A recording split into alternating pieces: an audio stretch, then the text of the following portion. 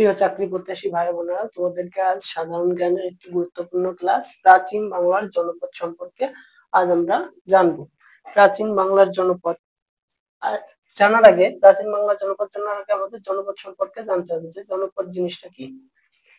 বর্তমান বাংলাদেশ এবং পশ্চিমবঙ্গ প্রাচীনকালে এরকম অখণ্ড রাষ্ট্র বা দেশ ছিল না। প্রাচীনকালে এই যে বাংলাদেশ এবং পশ্চিমবঙ্গ অনেকগুলো খন্ড খন্ড অংশে বিভক্ত ছিল, যেগুলোকে নাম দেওয়া হয়েছে জনপদ। প্রাচীন কালে 16টি জনপদের উল্লেখ পাওয়া যায়। কতটি? 16টি। এর মধ্যে বাংলাদেশের 6টি জনপদ ছিল। জনপদগুলো এই যে আমি চিত্রের মাধ্যমে তোমাদের একটু বোঝানোর চেষ্টা করছি। বরেন্দ্র, পুন্ড্র, বঙ্গ, চন্দ্রদ্বীপ, সমতট এবং হরিকেল। এখন আমরা এক একটা জনপদ সম্পর্কে বিস্তারিত জানবো। আমরা প্রথম হচ্ছে পুন্ড্র জনপদ সম্পর্কে জানবো।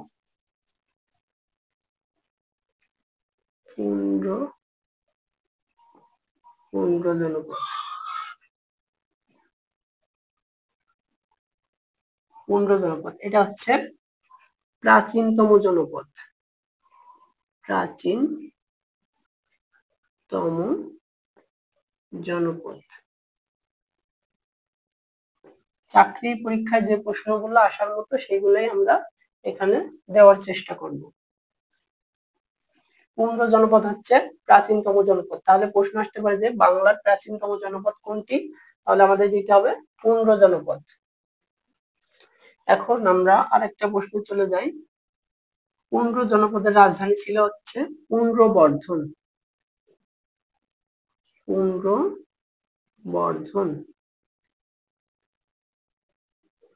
পুন্ড্রবর্ধন এটা হচ্ছে পুন্ড্র জনপদের রাজধানী।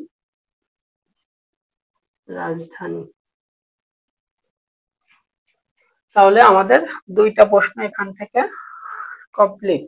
একটা হচ্ছে প্রাচীনতম জনপদ। তাহলে প্রশ্ন আসতে পারে যে বাংলার প্রাচীনতম জনপদ কোনটি? পুন্ড্র জনপদ। আর যদি বলে পুন্ড্র জনপদের রাজধানী কোনটি? পুন্ড্রবর্ধন। এখন আমরা এই পুন্ড্র জনপদ প্রাচীনকালে কোন কোন অঞ্চল নিয়ে গঠিত হয়েছিল? পুন্ড্র জনপদটা এটা আমাদের জানতে হবে। পুন্ড্র জনপদ কোন কোন অঞ্চল নিয়ে গঠিত হয়েছিল এগুলো জানার জন্য আমাদের একটা টেকনিক অবলম্বন করতে হবে।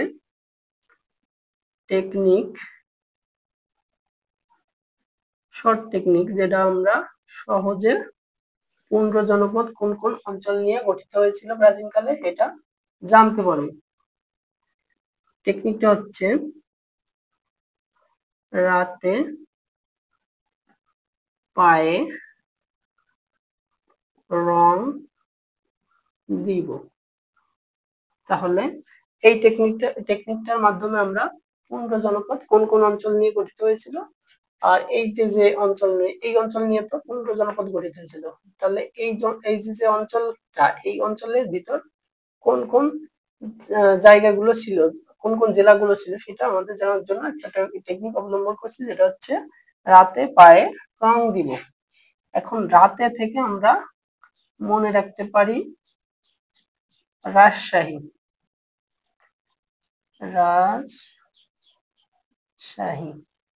তাহলে রাতে থেকে আমরা মনে রাখবো রাজশাহী। পায়ে থেকে মনে রাখবো পাবনা। রং থেকে রংপুর।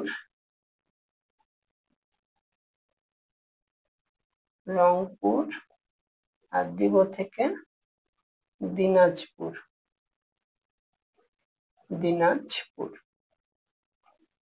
তাহলে আমাদের খুব সহজে আমরা মনে রাখতে পারি পুন্ড্র জনপদ হচ্ছে বাংলার প্রাচীনতম জনপদ।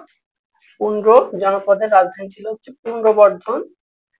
পুন্ড্র জনপদটা কোন কোন অঞ্চল নিয়ে গঠিত হয়েছিল প্রাচীনকালে সেটা জানার জন্য আমরা একটা টেকনিক অবলম্বন করলাম, যেটা হচ্ছে রাতে পায়ে রং দিব। এটা কয়েকবার পড়লে তোমাদের মনে থাকবে।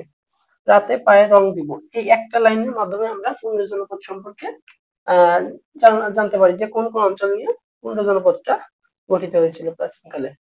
তাহলে রাতে পায়ে রং দিব, রাতে থেকে রাজশাহী, পায়ে থেকে পাবনা, রং থেকে রংপুর, দিব থেকে দিনাজপুর।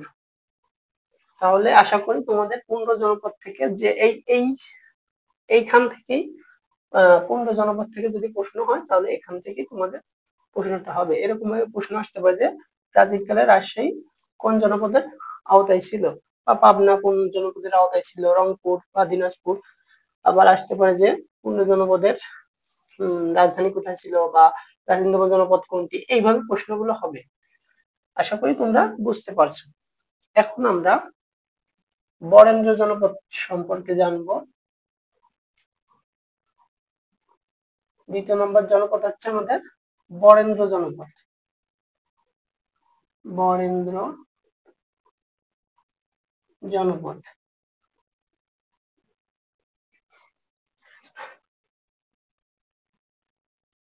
আচ্ছা, বরেন্দ্র জনপদ থেকে দেখতে পাচ্ছি যে বাংলাদেশের উত্তরাঞ্চলে উত্তরাঞ্চল নিয়ে হচ্ছে বরেন্দ্র জনপদ। তাহলে এইখানে কোন কোন অঞ্চলগুলো আছে, উল্লেখযোগ্য অঞ্চলগুলো আমরা নাম লিখবো। এখানে সব অঞ্চলের লেখার দরকার নেই, উল্লেখযোগ্য যে অঞ্চলগুলো সেগুলোর আমরা নাম লিখবো।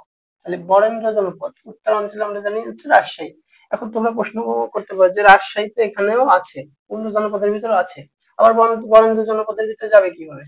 তাহলে এটা মনে রাখতে হবে যে 15 জনপদটা রাজশাহীর কিছু অংশ নিয়ে, আবার বরেন্দ্র জনপদও রাজশাহীর কিছু অংশ নিয়ে, মানে ভাগ হয়ে গেছে। 15 জনপদ রাজশাহীর কিছু অংশ পড়ছে, আবার বরেন্দ্র জনপদের ভিতরে পড়ছে। এভাবে পাবনাও পড়ছে, রংপুরও পড়ছে, দিনাজপুরও পড়ছে।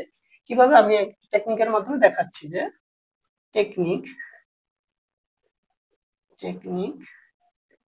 টেকনিকটা এখানে মনে রাখতে হবে যে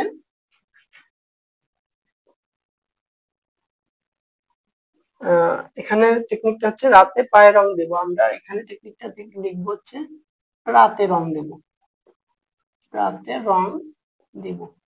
শুধু এইটুকু মনে রাখতে হবে। আগেটা হচ্ছে রাতে পায়ে রং দেব, 15 জনপদে ছিল রাতে পায়ে রং দিব, আর এখন হচ্ছে শুধু রাতে রং দিব। তাহলে রাতে থেকে হচ্ছে রাজশাহী, রং থেকে রংপুর,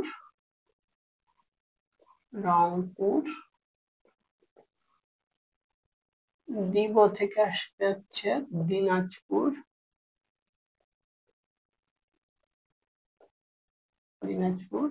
আর ব থেকে আসবে বগুড়া।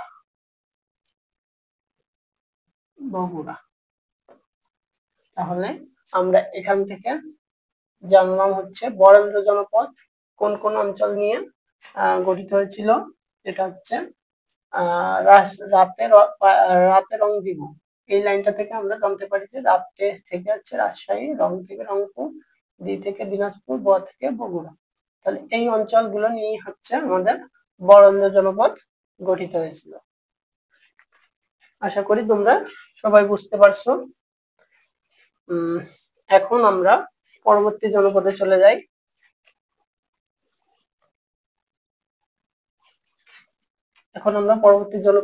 যাই।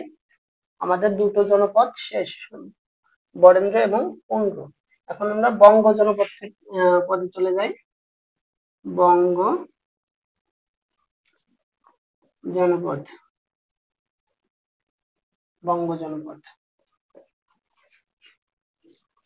বঙ্গ জনপদের রাজধানী ছিল হচ্ছে বিক্রমপুর। খুবই ভালো প্রশ্ন, বিক্রমপুর। তাহলে বঙ্গ জনপদের রাজধানী হচ্ছে বিক্রমপুর। এটা মনে রাখতে হবে, বঙ্গ জনপদের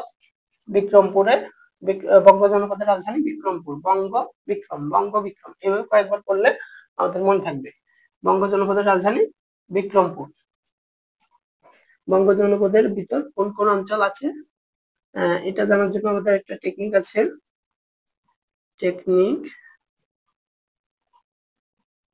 টেকনিকটা হচ্ছে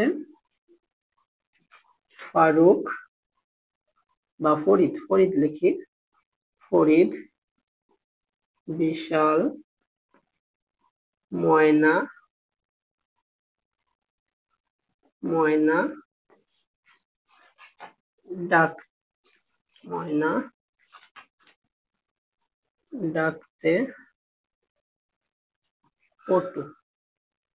এই লাইনটা যদি আমরা মনে রাখতে পারি তাহলে বঙ্গ জনপদ কোন কোন অঞ্চল নিয়ে গঠিত হয়েছিল সেটা আমাদের জানা হয়ে যাবে।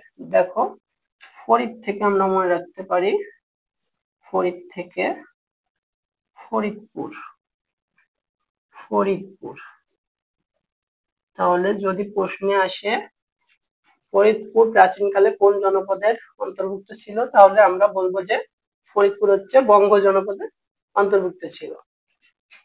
বিশাল থেকে আমরা মনে রাখবো, বিশাল থেকে মনে রাখতে পারি বরিশাল। বিশাল বরিশাল, বরিশাল। বিশাল থেকে আমরা মনে রাখবো বরিশাল। ময়না থেকে আমরা মনে রাখতে পারি ময়মনসিংহ। ময়মনসিংহ, তাহলে ময়না থেকে আমরা মনে রাখতে পারি ময়মনসিংহ। ডাকতে থেকে ঢাকা। এখানে একটু তোমাদের খেয়াল রাখতে হবে, ডাকতে ড আর ঢাকা ঢ, ড ঢ প্রায় সেম কায়দা, এই জন্য আমরা মিলানোর জন্য ডাকতে দিছে। পটু থেকে পটুয়াখালী। পটুয়াখালী,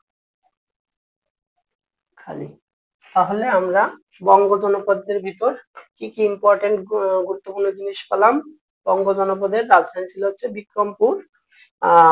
রাজধানী টেকনিক হচ্ছে ফরিদ, বিশাল, ময়না ডাকতে পটু। তাহলে এই টেকনিকটার মাধ্যমে আমরা বঙ্গ জনপদের অঞ্চলগুলো মনে রাখতে পারি, যেটা হচ্ছে ফরিদ থেকে ফরিদপুর, বিশাল থেকে বরিশাল, ময়না থেকে ময়মনসিংহ, ডাকতে থেকে ঢাকা, পটু থেকে পটুয়াখালী। এইটুক জানলে আমাদের বঙ্গ জনপদ থেকে যে প্রশ্নগুলো আসবে পরীক্ষা, সেটা আশা করি তোমাদের কমন পড়বে।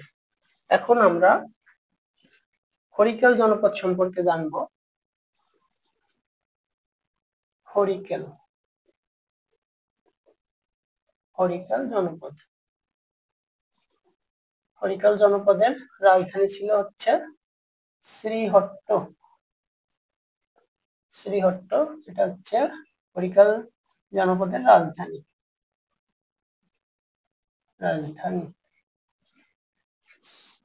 এখানে আমরা কোনো টেকনিক অবলম্বন করব না। হরিকেল হচ্ছে এই অঞ্চলটুকু, এই অঞ্চলের ভিতর উল্লেখযোগ্য স্থান হচ্ছে সিলেট আর হচ্ছে চট্টগ্রাম। তাহলে আমরা মানচিত্র থেকে বা আচ্ছা, জনপদ জানার জন্য আমাদের বাংলাদেশের জিওগ্রাফিটা একটু বেশি জানা দরকার। জিওগ্রাফি যদি আমরা জানতে পারি তাহলে আমাদের জনপদ সম্পর্কে অনেক খুব সহজ হয়ে যাবে। জনপদ সম্পর্কে জানা খুব সহজ হয়ে যাবে। যেমন এখানে হরিকেল জনপদ, আর এইখানে অবস্থান আমরা সবাই জানি যে এখানে হচ্ছে সিলেট এবং চট্টগ্রাম, পার্বত্য চট্টগ্রাম। তাহলে এই অঞ্চলটা হরিকেল জনপদ হচ্ছে শ্রীহট্ট, রাজধানী ছিল হচ্ছে শ্রীহট্ট। আর এখানে হরিকেল জনপদটা উল্লেখযোগ্য যে স্থান নিয়ে হরিকেল জনপদটি গঠিত হয়েছে সেটা হচ্ছে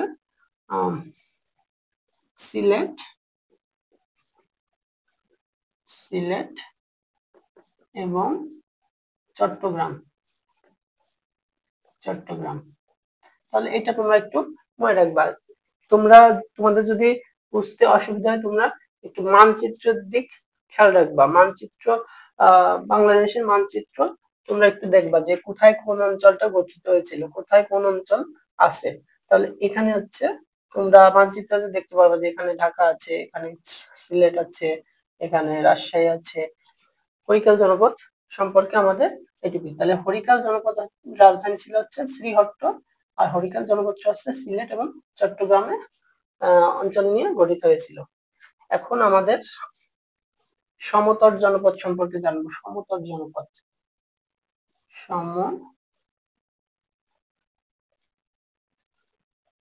সমতট জনপদ। সমতট জনপদের রাজধানী ছিল হচ্ছে বড়কামতা। কামতা রাজধানী। তাহলে আমরা পেলাম সমতট জনপদের রাজধানী ছিল হচ্ছে বড় কামতা। সমতট জনপদ কোন কোন অঞ্চল নিয়ে গঠিত হয়েছিল প্রাচীনকালে? এই অঞ্চলটুক নিয়ে হচ্ছে সমতট জনপদ গঠিত হয়েছিল। এখন সমতট জনপদ বর্তমানে কি নাম আছে? সমতট জনপদ বর্তমানে কোন কোন অঞ্চল নিয়ে গঠিত হয়েছিল প্রাচীনকালে?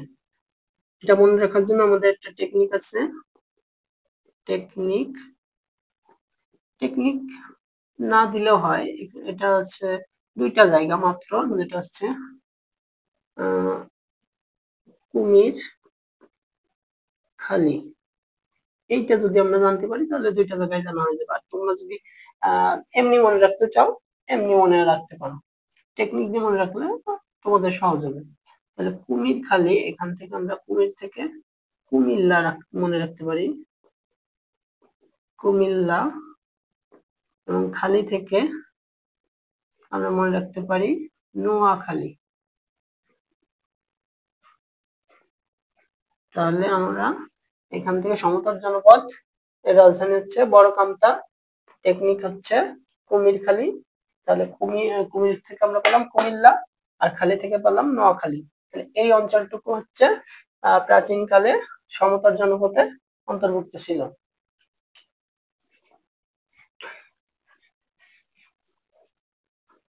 আমাদের পরবর্তী জনপদ হচ্ছে, যেটা হচ্ছে আমাদের বাংলাদেশের সর্বশেষ জনপদ। আমরা যে বাংলাদেশে 6টা জনপদ পেলাম, বরেন্দ্র, পুন্ড্র, বঙ্গ, হরিকেল, সমতট, চন্দ্রদ্বীপ। আমাদের সবগুলো হয়ে গেল, একটা মাত্র বাকি আছে চন্দ্রদ্বীপ। এখন আমরা চন্দ্রদ্বীপ জনপদ সম্পর্কে জানবো। চন্দ্রদ্বীপের আরেকটা নাম হচ্ছে বকলা। তাহলে চন্দ্রদ্বীপ হচ্ছে চন্দ্রদ্বীপ বা বকলা হচ্ছে আমাদের বাংলাদেশের প্রাচীনকালে একটা জনপদের অন্তর্ভুক্ত ছিল, চন্দ্রদ্বীপ বা বকলা।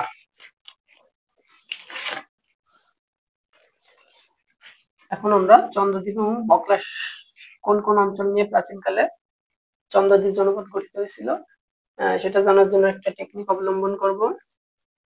টেকনিক হচ্ছে গোপাল বাঘের বাড়ি, গোপাল বাঘের বাড়ি খুঁজতে পটু।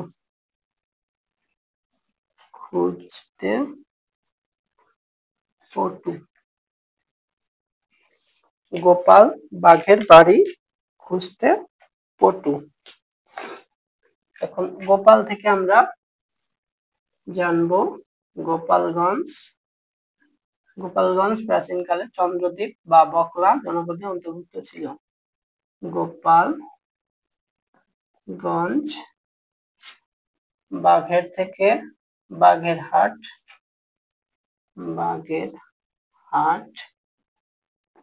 বাড়ি থেকে আমরা জানবো বরিশাল,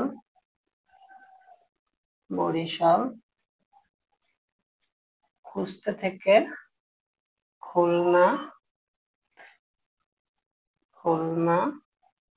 পটু থেকে পটুয়াখালী।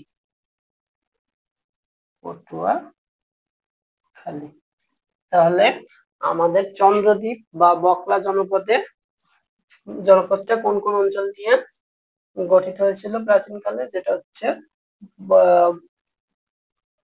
গোপালগঞ্জ, বাগেরহাট, বরিশাল, খুলনা, পটুয়াখালী। যেটা আমরা টেকনিকের মাধ্যমে জানতে পারি যে গোপাল বাঘের বাড়ি খুঁজতে পটু। গোপাল থেকে গোপালগঞ্জ, বাঘের থেকে বাগেরহাট, বাড়ি থেকে বরিশাল, খুঁজতে থেকে খুলনা, পটু থেকে পটুয়াখালী। এখন এই অঞ্চলটুকু তো বাংলাদেশের ভিতর। এখন এই যে মার্ক করা রেড এবং ব্লু, এই অংশটুকু হচ্ছে পশ্চিমবঙ্গের ভিতর। এই অংশটুকু পশ্চিমবঙ্গের ভিতর, আর এই অংশটুকু বাংলাদেশের পূর্বে, যেখানে আছে হচ্ছে ভারতের অঙ্গরাজ্য। এখন আমরা এই যে পশ্চিমবঙ্গের দুইটা জনপদ গৌড় এবং রাঢ়, এই দুইটা জনপদ সম্পর্কে একটু জানা দরকার, যেটা জানা আমাদের জন্য খুবই গুরুত্বপূর্ণ, কারণ এখান থেকেও আমাদের পরীক্ষায় প্রশ্ন আসতে পারে। এখন আমরা গৌড় জনপদ সম্পর্কে জানব। গৌড় জনপদ, গৌড় জনপদের রাজধানী হচ্ছে কর্ণ সুবর্ণ বা মুর্শিদাবাদ। মুর্শিদাবাদ এটা কিন্তু বাংলাদেশের বাইরে, বাংলাদেশের বাইরে হচ্ছে পশ্চিমবঙ্গ, এই অঞ্চল হচ্ছে তোমার গৌড়, এই অঞ্চলটুকু হচ্ছে গৌড় জনপদের অন্তর্ভুক্ত। আর এখানে কি কি আছে, কোন কোন অঞ্চল আছে, সেটা আমরা একটু এখানে একটা টেকনিকের মাধ্যমে জানবো। টেকনিক, এই গৌড় জনপদের কিছু অঞ্চল আবার বাংলাদেশের ভিতরও আছে, যেটা খুবই সামান্য, যেটা হচ্ছে চাঁপাইনবাবগঞ্জটা গৌড় জনপদের ভিতর আছে। খুবই সীমিত অংশ, তো এই জন্য এটা এখানে বোঝানো হয়নি, এখানে দেওয়া হয়নি। খুবই সামান্য অংশ, তো এই জন্য এখানে দেওয়া হয়নি। এটা এখান থেকে একটু মনে রাখতে হবে, গৌড় জনপদের কিছু অংশ চাঁপাইনবাবগঞ্জের ভিতরে আছে। এখন টেকনিকটা হচ্ছে চাপা বীর মামু নদীতে।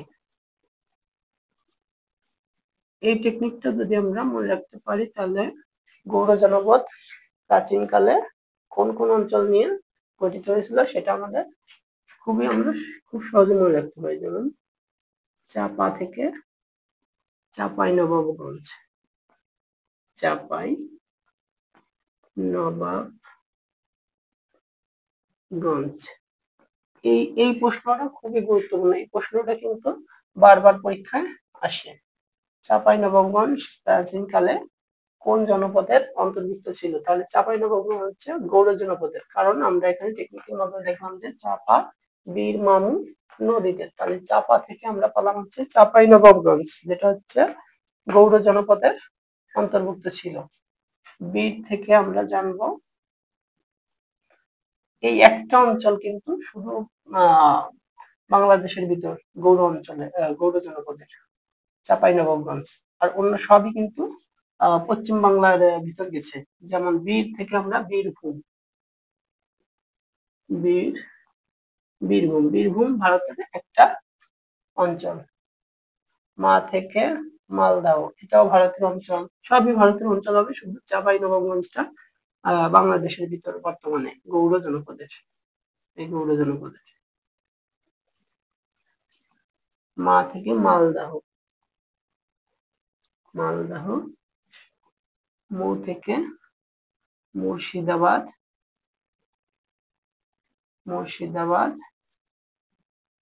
মৌ থেকে হয়ে গেল। এখন নদী থেকে আসছে নদিয়া,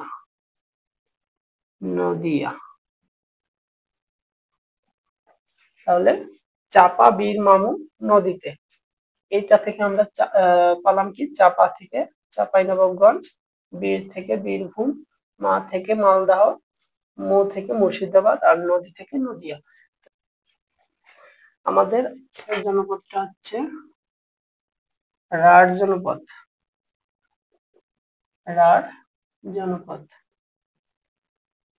রাঢ় জনপদের রাজধানী ছিল হচ্ছে কটিবর্ষ। এটা হচ্ছে রাজধানী। রাঢ় জনপদের রাজধানী কোথায় ছিল? কটিবর্ষ। রাঢ় জনপদের মানুষের প্রকৃতি ছিল হচ্ছে নিষ্ঠুর, লোকের প্রকৃতি।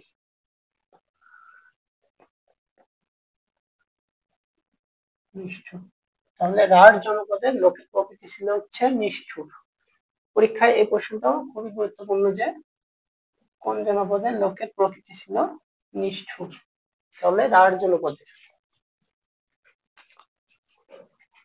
রাঢ় জনপদ বর্তমানে বর্ধমান জেলা, আর বর্ধমান জেলা কিন্তু ভারতের ভিতর। রাঢ় জনপদটা হচ্ছে ভগীরথী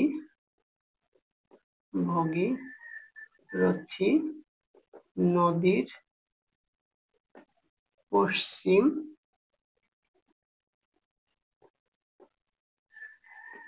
তীরবর্তী অঞ্চল। রাঢ় জনপদটা হচ্ছে ভগীরথী নদীর পশ্চিম তীরবর্তী অঞ্চল। তাহলে রাঢ় জনপদ থেকে আমরা কি কি পেলাম? রাঢ় জনপদটার রাজধানী ছিল হচ্ছে কটিবর্ষ, আর রাঢ় জনপদের লোকের প্রকৃতি হচ্ছে নিষ্ঠুর। রাঢ় জনপদ বর্ধমান জেলায় অবস্থিত ছিল, আর রাঢ় জনপদটা হচ্ছে ভগীরথী নদীর পশ্চিম তীরবর্তী অঞ্চল। এই ছিল আজকে তোমাদের সাধারণ জ্ঞান থেকে প্রাচীন বাংলার জনপদ থেকে পরীক্ষায় বারবার আসা গুরুত্বপূর্ণ প্রশ্নগুলো। আশা করি ক্লাসটি তোমাদের চাকরি প্রস্তুতির ক্ষেত্রে এক ধাপ এগিয়ে নিয়ে যাবে। আর ক্লাসটি যদি ভালো লাগে অবশ্যই একটি লাইক দিও এবং সাবস্ক্রাইব করে চ্যানেলের পাশে থাকো।